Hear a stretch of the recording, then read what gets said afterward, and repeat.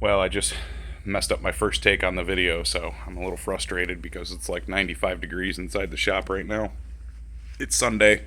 We're trying to work out some details on the new centrifuge. First version of the centrifuge, stainless steel prototype.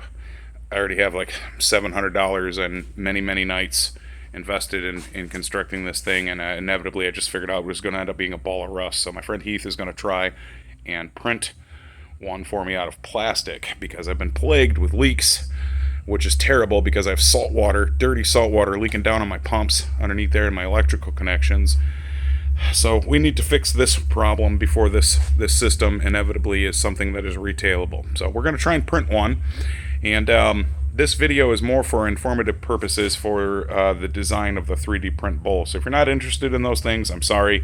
Today's video is all about science. So basically what I'm doing with my robot is making a high flow version of this. This is a Raycor fuel water separator. It uses centrifugal force, spins the water at a set flow rate by the fuel pump, and because it's got these vanes here, it's upside down right now. It normally is mounted like that, but the heavier water falls to the bottom and clean diesel comes to the top. It's unfiltered and goes through your engine after it goes through another filter. So some of these things are important, and I also want to be able to change them and tune them. So I think our best approach, after talking this morning, is to just have you build me a stainless steel bowl with the orifices, input and output, molded into it so it's serviceable, and then I'll use a combination of this ring and this ring inside it, and I'll just integrate the sensors and keep that part of it stainless steel so I can easily prototype that in the field. And then once I get that sorted out, I probably will have that printed as well, but for the meantime, I have to tune this new bowl. So what I want, Heath, is a bowl that's 19 1/4 wide by 12 inches tall. It has to have a drain in the middle of it, and then it has to have 2 output ports on the side of it, and then it has to have the exciter portion of it coming into the bottom and then the sides. And we'll use the old one to demonstrate that. Let me set this guy off. Oh yeah, new pretty solar panels. She's got a whole lot more power. Anyway, back to subject. So right now, sorry that was loud. These are my 2 output ports. Those are getting upsized from whatever, I think these are 1/2 inch. We're going to upsize them to 1 1/4 inch, and I don't want them here anymore. I want them to go in the corners because they're going to be larger. Basically, this guy here, there's going to be one here, and there's going to be another one here, and that'll give us the ability to pump the water in and out. So placement is going to be critical. We're probably going to have to mold a box because we can't exceed the outer diameter. It's got to be able to fit in that space. These are the little bulkhead fittings, so you can print a flat flange in there for them to go. Same with the bottom. You could print a flat flange for these to go in, and then this is the exciter water flow, and we're going to upgrade this. Right now there's only 1. We're going to put 3 in here. And what I want is an overlapping stack of them, because you see the shield here, I had to add that because as the water was coming out of here, it was allowing too much upward flow and disturbing the torrent.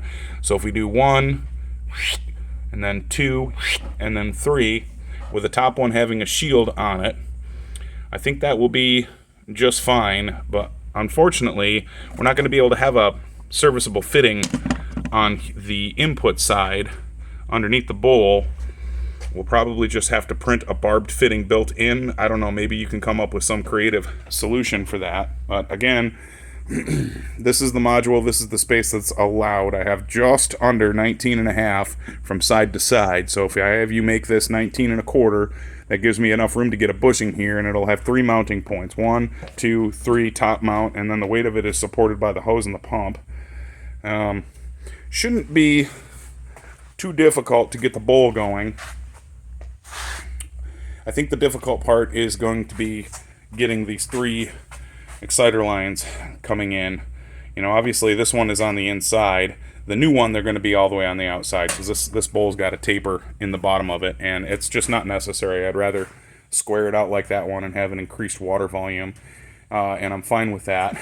You know, the only other thing we discussed was putting in a pattern in the bottom of this bowl. So let me draw this out real quick here. You're going to have an exciter tube coming in here.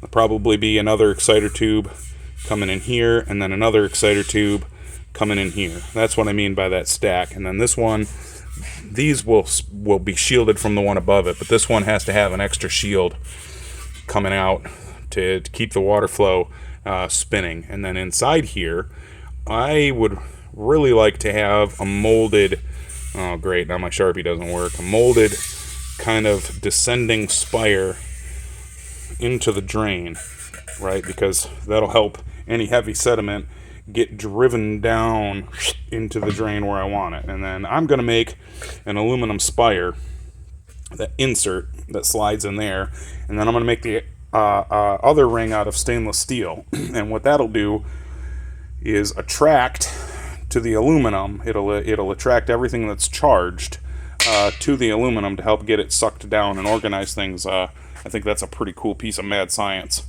I really do. So hopefully there's enough information here for you to decipher and start designing.